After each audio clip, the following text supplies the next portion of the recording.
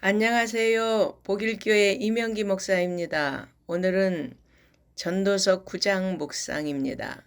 전도자는 악인이나 의인이나 모든 사람이 동일하게 죽게 된다는 죽음의 보편성에 대한 지적을 통하여 인생이 어떻게 허물을 극복할 수 있는지 대안을 제시합니다.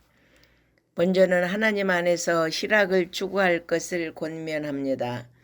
이는 모든 인생은 그들 스스로 하나님께서 주신 삶의 풍요를 즐길 권리가 있음을 말씀합니다. 이것은 인간 자신에게도 큰 기쁨이며 즐거움이지만 하나님께서도 기뻐하시며 또한 기쁘게 받으실 일이라는 것입니다. 그런데 성도들 중에는 하나님이 허락하신 즐거움과 기쁨을 누리지 못하는 경향이 있습니다. 그들은 인생의 즐거움을 누리는 것에 대해 죄악시하고 슬프고 우울한 삶을 자초하면서 그것을 당연한 것으로 여기는 사람들이 있습니다. 이는 하나님의 말씀에 대한 그릇된 이해가 아닐 수 없습니다. 어떤 사람은 얼핏하면 금식하면서 얼굴에 근심이 가득 차게 살아가는 것이 믿음의 척도인 양 신앙생활하는 사람이 있습니다. 물론 때에 따라서 금식하고 기도와 말씀 묵상의 경건 생활은 성도에게 너무나 중요하고 당연하지만 하나님께서 우리에게 허락하신 기쁨과 즐거움을 누리는 것 또한 하나님이 기뻐하신다는 것입니다. 어떤 부모도 자신의 자녀가 우울하고 슬프게 사는 것을 원치 않고 기뻐하며 행복을 누리는 것을 볼 때 함께 기뻐하고 즐거워할 것입니다. 이처럼 우리 영혼의 아버지이신 하나님 역시도 우리가 즐겁고 기쁘게 사는 것을 원하신다는 것을 알아야 합니다. 옷가게를 운영하는 한 권사님이 있었습니다. 교회의 모임과 행사에 빠지는 법이 없는 성실한 권사님이었습니다. 그런데 문제는 길 건너편에 있는 불신자의 가게보다 손님이 훨씬 적다는 사실이었습니다. 기도도 열심히 하고 헌금 생활도 철저히 했는데 왜 이런 일이 생기는지 이해하지 못했습니다.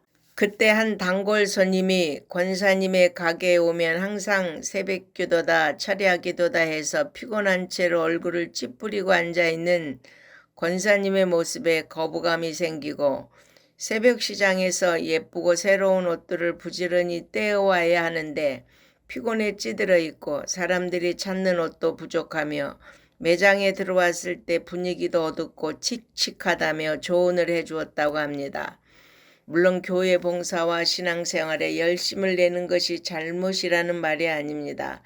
그러나 그것이 자신의 삶을 어둡게 하고 불성실하게 하며 사람들에게 기쁨과 즐거움을 주지 못한다면 그것은 결코 올바른 신앙생활이라고 할 수 없다는 것입니다.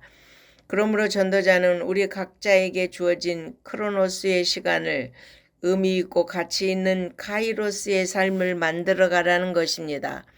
그러면 인생의 죽음은 덧없고 허무한 삶이 아닌 영생의 문을 여는 시작점이 될 수 있을 것입니다.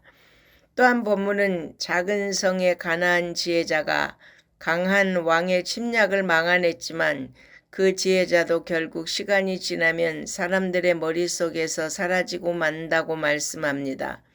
이처럼 지혜가 그것을 가진 사람의 외모나 환경이나 지위에 따라서 멸시받고 외면받게 되는 상황이 연출된다는 사실은 매우 안타까운 일입니다. 만약 예수님께서 권세 높은 왕의 아들로 태어나셨다면 사람들이 그토록 예수님을 홀대하고 멸시했겠습니까? 그러나 인간의 지혜는 그것이 아무리 뛰어나다 할지라도 영원히 기억되지 않지만 예수 그리스도의 지혜는 믿는 자들에게 구원과 영원한 생명을 얻도록 인도합니다.